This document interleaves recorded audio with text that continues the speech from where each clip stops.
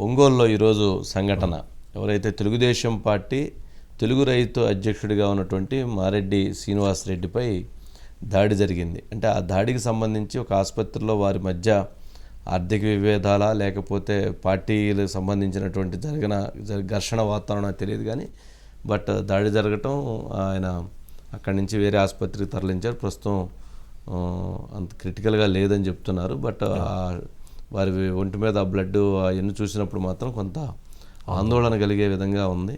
మరి అసలు దీనికి సంబంధించి మరి వేట కొడవలు వాడారా లేకపోతే ఏం వాడారో తెలియదు కానీ చాలా తీవ్రమైనటువంటి గాయంగా అయితే కనిపించింది. ఇప్పుడు ఎవరైతే దామచల్ల జనార్దన్ ఒంగోలు మాజీ శాసనసభ్యులు ఆయన కూడా వెళ్ళినట్లున్నారు, పరామర్శించినట్లున్నారు. దిలీప్ ఉన్నట్టున్నాడు. అసలు ఏంటది? దిలీప్ ఫోన్ కలవలేదు. Okay right. ఈ సంఘటన అంటే ప్రస్తుతానికి ఆయనకైతే ఫోన్ లైన్లో ఉన్నారు. ప్రమాదం లేదని చెప్తున్నారు.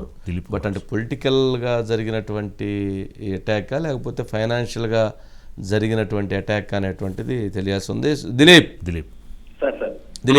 దిలీప్ ఏంటి అది? పొలిటికల్ అటాక్ లేకపోతే ఫైనాన్షియల్గా జరిగినటువంటి అటాక్ ఏంటది?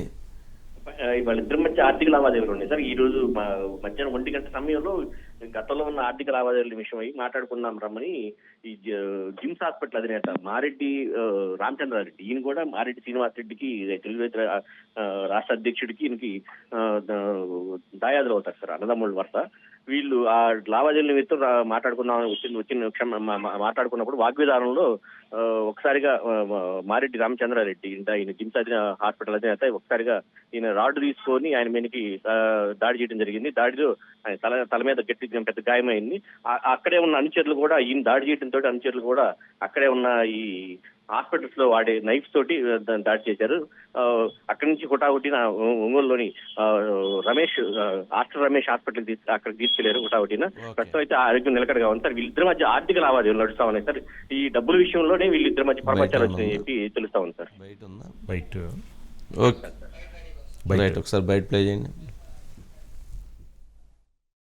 రైతు అధ్యక్షుడు శ్రీనివాసరెడ్డి గారు, అదేవిధంగా ఒక డాక్టర్ రామచంద్రారెడ్డి, వాళ్ళిద్దరూ ఆయన మాట్లాడాలని చెప్పేసి వాళ్ళ హాస్పిటల్కి రమ్మని చెప్పి వీళ్ళిద్దరికి ఎప్పటి నుంచో పరిచయాలు ఉన్నాయి.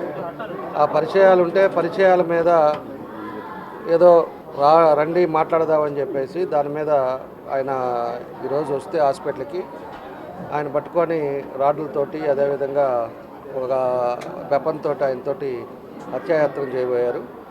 దాన్ని తెలుగుదేశం పార్టీ తీవ్రంగా ఖండిస్తూ ఉన్నాం.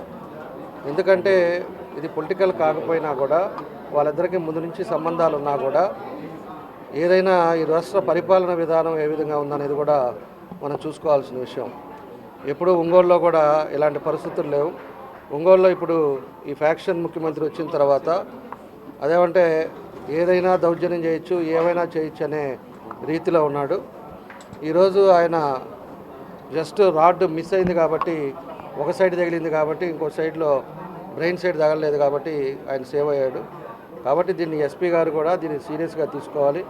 ఇలాంటి పరిస్థితులు ఇక్కడికి రాకూడదు. రైట్. నెక్స్ట్ అండి వైసీపీ ఓవరాల్గా అంటే ఇన్సిడెంట్ వాళ్ళు మాట్లాడుకుందాం అని పిలిచి అక్కడ అటాక్ చేయడంతో ఆ పరిస్థితి ఏర్పడినట్లుంది. సరే రైట్, అంత దూరం పోకూడదు కదా, మాట్లాడుకుందాం కూడా మాట్లాడుకోవాలి కానీ ఫైటింగ్ అని చెప్పని రమ్మని చెప్పి మరి డాక్టరే మరి రాడ్ తీసుకుని అటాక్ చేయడం అనేది. సరే రైట్ రాజు గారు. Right Dilip, thank you so much. Thank you Vamshi గారు. Thank you once again.